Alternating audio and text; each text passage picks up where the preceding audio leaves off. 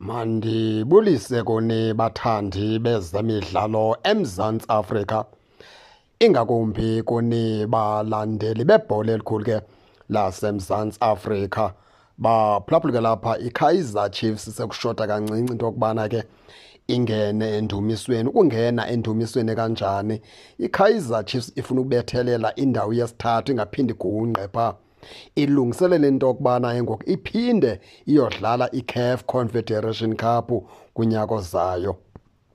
Amakhosi ebeyidlalile iCAF Confederation Cup ngokuphumelela iNedbank Cup kwityeli eliphelileyo, aze amakhosi awakwazi ugqithela ke pha kwi-knockout, aphuma ke kwa-A labafana abadala.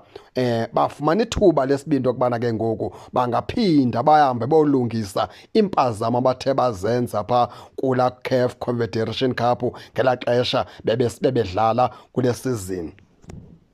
iKaizer Chiefs ke ngoku abafana abadala bapha kuposition 3 belandulwa ngamaZulu. iKaizer Chiefs uyamele ngoku yenze sure into yokubana ke njengoba kushiyeka ezimetshi ezintathu, isikhonkwane iyasibethelela pha kuposition 3 ukwenza into yokubana ke abafana abadala banqawuze ukubheka pha eAfrika, ngoba ke liphupha labo lokubana njengetimu enkulu into yokubana ke season nesizini bahambe babheke Afrika rhoqo, bangabi nayo laa nto kuthiwa itimu engangeKaizer Chiefs ayiqualify ukudlala pha eAfrika.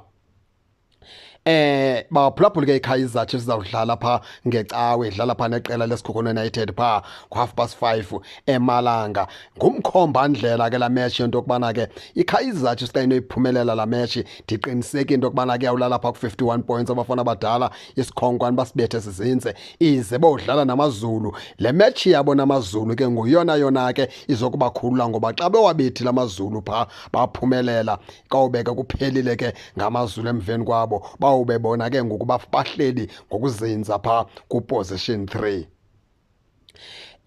Sikhona ke swanqeke nengxolo eyenzekayo apha eMzantsi Afrika ke le ngxola iqali ke kudala isenzeka kwi-legend nakubantu babeke badlala ibhola, endibona into yokubana ke Kaizer Chiefs bayijongele phantsi kakhulu. Akekho okeme athi Kaizer Chiefs uyibona njengetimu engathi ingenza lo nale. Umzekelo ngoku uBenedict Vilakazi ugxeka indlela iKaizer Chiefs bedlala ngayo kulaa mdlalo, ugxeka indlela uSiphesihle Ndlovu athe wadlala ngayo kula match yeSundowns.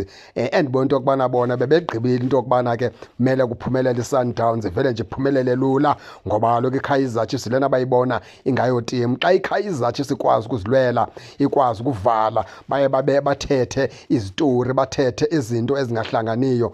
Abathethi ngale yokubana ke ii-players zeKaizer Chiefs lepo bebekhatywa pha, bekhatywa betheleka phantsi, bekhatywa ngoAlende pha beSundowns. Omodiba bebekhaba ii-players zeKaizer Chiefs bezithela phantsi pha, oMokwena bebekhaba ii-players zeKaizer Chiefs bezithela phantsi. uAdams uphule uMduduzi Shabalala. Ndiva kwanto ephuma pha kuBenedict Vilakazi malunga nezo nee-players zeSundowns ezidlale kakubi iKaizer Chiefs. uVilakazi ume ngorefri, ame ngoNdlovu, ame ngeKaizer Chiefs edlale kakubi izolo. uJunior Khanye ke yena wayethe iKaizer Chiefs ayizungena ku-top 8 ngale ndlela ayibona ngaphansi kwabakhowusha babini ngezilenza ixesha pha ku-top 8. iKaizer Chiefs ithetha nje namhlanje ingunumber 3, akakabuya azothi ke uyaxolisa, waphazama, wayeyijonge kakubi iKaizer Chiefs, ngoba ke wayeyimele wathi xa kuvula isizini ngeke iwina kwayimatch ezine zilandelelana. Yasuka yawina imatch ezinhlanu iKaizer Chiefs zilandelelana, watshintsha ngoku wathi ayinongena ku-top 8. Nansi iKaizer Chiefs ihleli pha kuposition 3. Ibanele Chiefs baphoxa kancinci yabaphoxa kancinci zanempendulo, futhi ubona into yokubana xa iza nempendulo bazawuza nesinye isitori nje esizawudiba iKaizer Chiefs bengathi ke ibe bad, beyitime engathi ke ayenzi kakuhle. Ekubeni iKaizer Chiefs kule season noko umohluko wenzile ba ke naku ihleli pha kuposition 3 bafana abadala balungiselela ukubheka pha eAfrika. Bendithi mandiveze nje loo nto ke baphulaphuli ke injalo ke ningake ningene ke nani ke nitshone into yokubana niva njani, nize ningakhohlwa usubscribe kule channel ukuze ningaphoswa zezemidlalo endizanothulela zona kwixa elizayo kakuhle babukeli.